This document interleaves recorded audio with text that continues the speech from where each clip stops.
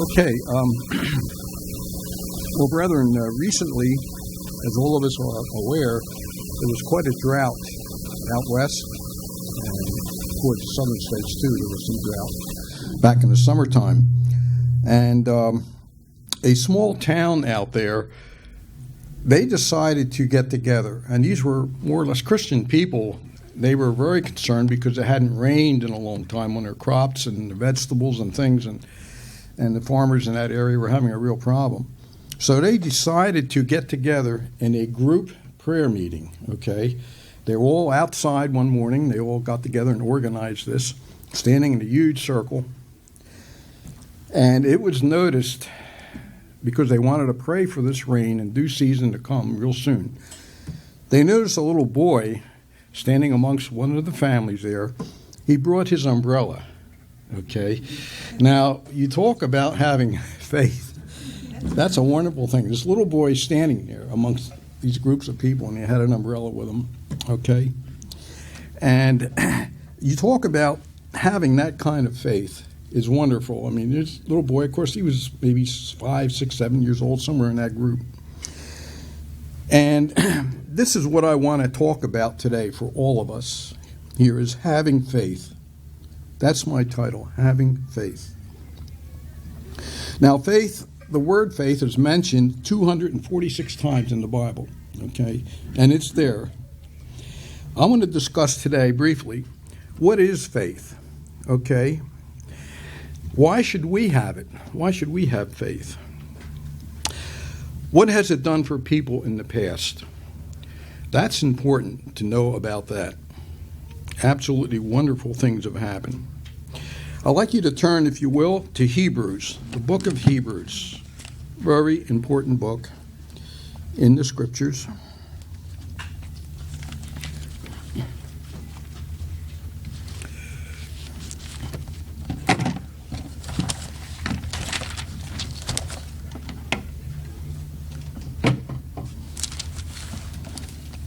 Hebrews 11, I'm going to turn there first.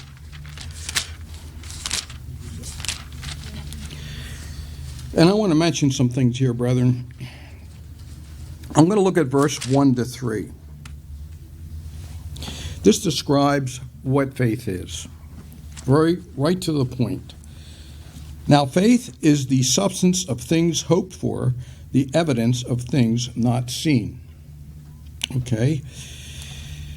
And by it the elders obtain a good report. Now, I want to talk to you briefly about the faith of the patriarchs and some of the things that happened to them in the early Testament. Let's look over in the same chapter, 11, starting in verse 8.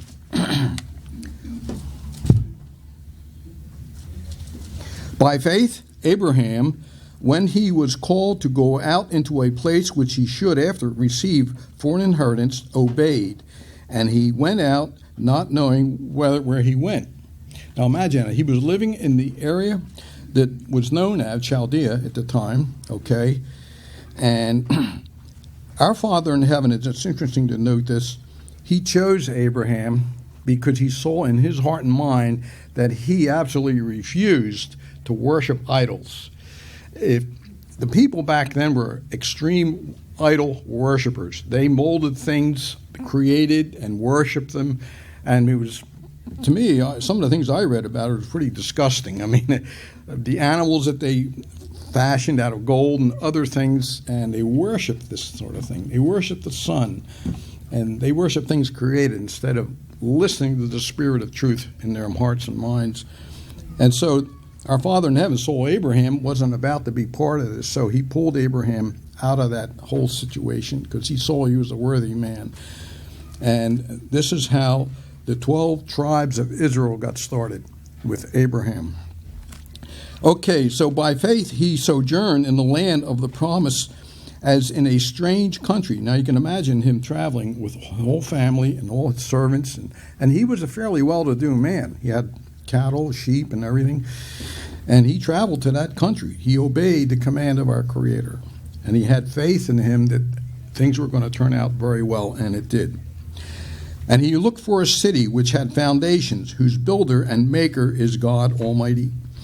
Now through faith also Sarah herself received strength to conceive seed and was delivered of a child when she was past age. And I think she was 90, if I'm not mistaken, somewhere in there.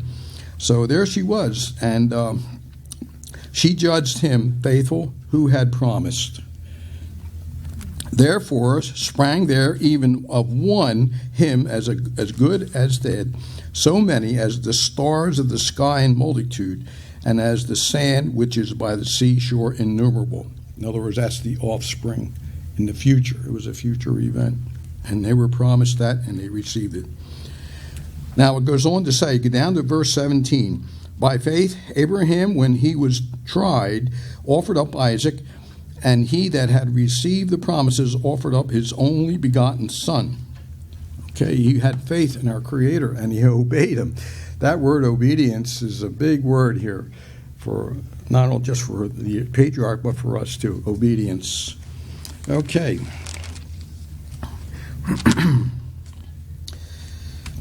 I want to read to you down to verse 22. Of whom it was said that I, Isaac, shall thy seed be called, accounting that our Creator God in heaven was able to raise him up even from the dead, and from whence also he received him in a figure. When by faith Isaac blessed Jacob and Esau concerning things to come. And by faith Jacob, when he was a dying man, blessed both the sons of Joseph, and worshipped, leaning upon the top of his staff. And by faith Joseph, when he died, made mention of the departing of the children of Israel, and gave commandment concerning his bones. Okay. So these men of old, these patriarchs, these men of old, had great, wonderful faith and obedience that went with it. In verse 32, we go over there, there's other faithful servants too. I'll read to you verse 32 to 35. And what shall I say any more? For the time would fail me to tell of God, of Gideon, and of Barak, and of the Samson, and of Jephthah, and of David, also Samuel, and of the prophets, who through faith subdued kingdoms, wrought righteousness, obtained promises, and stopped the mouths of lions, quenched the violence of the fire, and escaped the edge of the sword. Out of weaknesses were made strong, waxed valiant in fight, turned to flight the armies of the aliens. Women received their dead raised to life again, and others were tortured, not accepting deliverance, that they might obtain a better resurrection. And others had trials of cruel mockings and scourging, yea, moreover, of bonds and imprisonment. They were stoned, and they were sawn in half, were tempted, and were slain, and with the sword they wandered about in sheepskin and goatskins, and being destitute, afflicted, and tormented, of whom the world was not worthy. They wandered in deserts and in mountains and in dens and caves of the earth. And these all, having obtained a good report through faith, received not the promise. Our Creator God having provided some better things for us, that they, without us, should not be made perfect. Now understand this, they didn't receive the promises then, but in the future resurrection, they're going to be brought back. Our Father in heaven is going to remember every one of them, and they're going to be brought back in the kingdom age rule at his command. Okay, the author and finisher of our faith. I'll briefly describe that here. Let's look at Hebrews 12. I'm going to read to you verse 1 to 3. Wherefore, seeing we also are compassed about with so great a cloud of witnesses, let us lay aside every weight and the sin which doth so easily beset us, and let us run with patience the race that is set before us, looking unto Yahshua the Messiah, the author and finisher of our faith, who for the joy that was set before him endured the cross, despising the shame, and is set down at the right hand the throne of God. Okay, brethren. Considering him that endured such contradiction of sinners against himself, lest we be wearied and faint in our minds. So when we look at the life of our Messiah and what he went through, and the criticisms and the mockings, and well, you know what he went through in the sufferings, yet he showed us to hold fast. Don't give up. Don't give up. Now, in the New Testament, brethren, if you turn over to the book of Matthew, I'd like you to go over there briefly. The book of Matthew.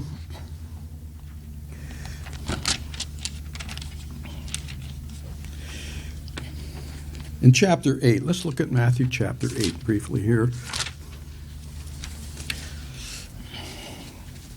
This is about the centurion's faith. Matthew chapter 8.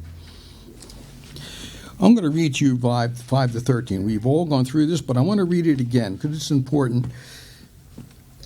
And when Jesus was entered into Capernaum, now that was his hometown or near that area, there came unto him a centurion. Now, a centurion was a Roman soldier.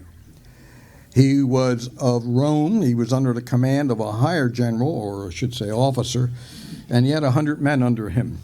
He was a centurion. Now, in verse 5, verse 3, he came there unto Jesus himself, beseeching him, asking him, and he wanted something done. And so he said, Lord, my servant lies home sick of the palsy, seriously tormented. And Jesus said unto him, I will come and heal him. Now notice there, brethren, he was not a respecter of persons. I think that's wonderful to even consider that. He was a Roman centurion. So the centurion answered and said, Lord, I am not worthy that you should come under my roof, but speak the word only, and my servant shall be healed. For I am a man under authority, having soldiers under me. And I say to this man, go, and he goes. And to another, come, and he comes. And to my servant, do this, and he does it. So when Jesus heard all of this, he marveled at this man. He said to them that followed him, verily I say unto you, I have not found so great a faith, no, not in Israel. The man had such faith. Evidently, he must have heard of Jesus throughout the whole community, because remember, they were occupied by the Roman army in various garrisons and groups. And living at that time, you couldn't help but see them walking around as groups, soldiers, and so on. So there they were. But this one centurion had such great faith that his servant would be healed. And that's a wonderful thing to know. Let's look over here at chapter 21, Matthew. Here's something that really fascinated me for the longest time in faith. Really interesting. It's the withered fig tree, Matthew 21. I'm going to read verse 8 to 22, okay?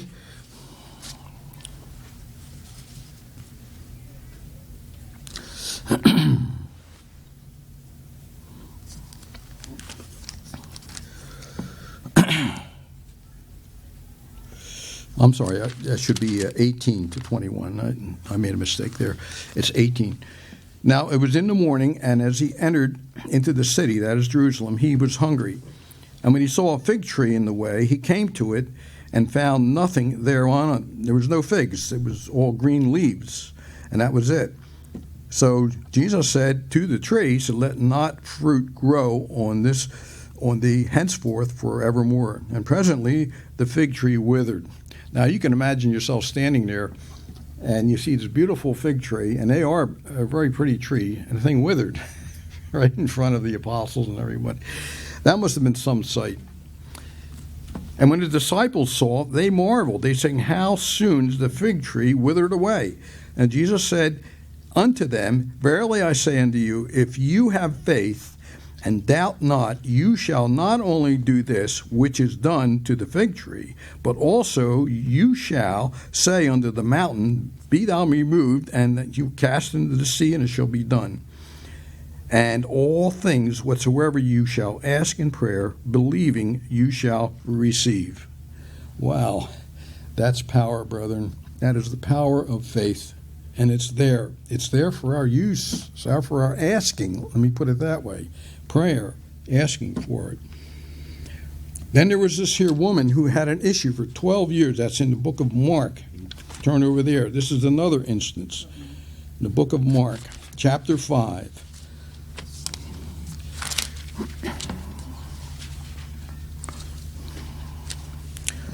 I'm going to read to you just briefly 25 to 34. There was a certain woman which had an issue of blood for 12 years and had suffered many things of many physicians and spent a lot of her money trying to get healed, but nothing happened. Nothing. It only grew worse, her problem. So when she had heard of Jesus, she came and pressed behind him and touched his garment. For she said, if I may just touch his clothes, I shall be whole. And straightway the fountain of her blood was dried up, and she felt in her body that she was healed of that plague. So Jesus, immediately knowing in himself that virtue had gone out of him, he turned around in this press of all these people, and said, who touched my clothes? Now that irritated the apostles, as you can read there. And they said to him, well, what do you mean? You got all these people around, they were leaning on you. And so, thou sayest the multitudes throng thee, and saying, who touched me? And he looked around about to see her that had done this thing. But the woman, fearing and trembling, knowing what has been done to her in her case, she came and fell down before him and told him all the truth. And he said to her, daughter, thy faith has made thee whole. Go in peace and be whole in thy plague. In other words, be healed. That's what he basically is what he's saying. And then if you go over a little further to Luke 17, you'll see another healing here. It's absolutely marvelous, wonderful healing. In the book of Luke, chapter 17.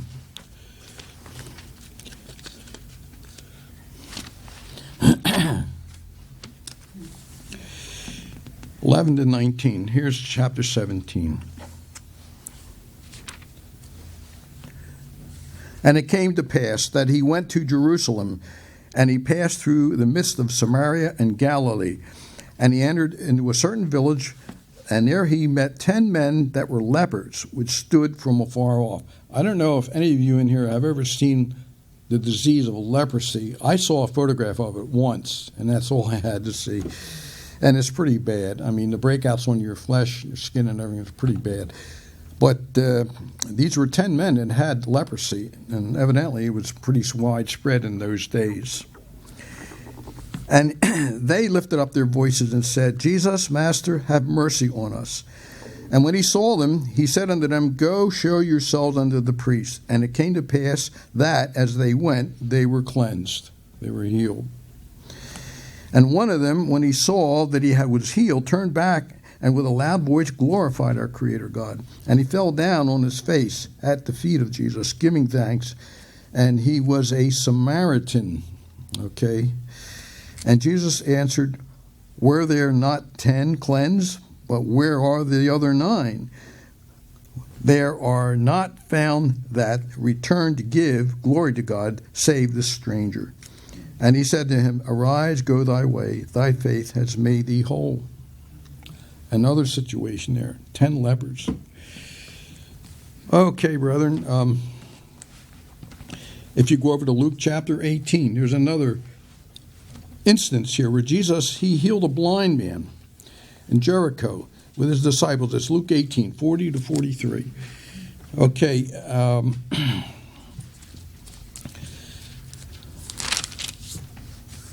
Just briefly, I'll read this here.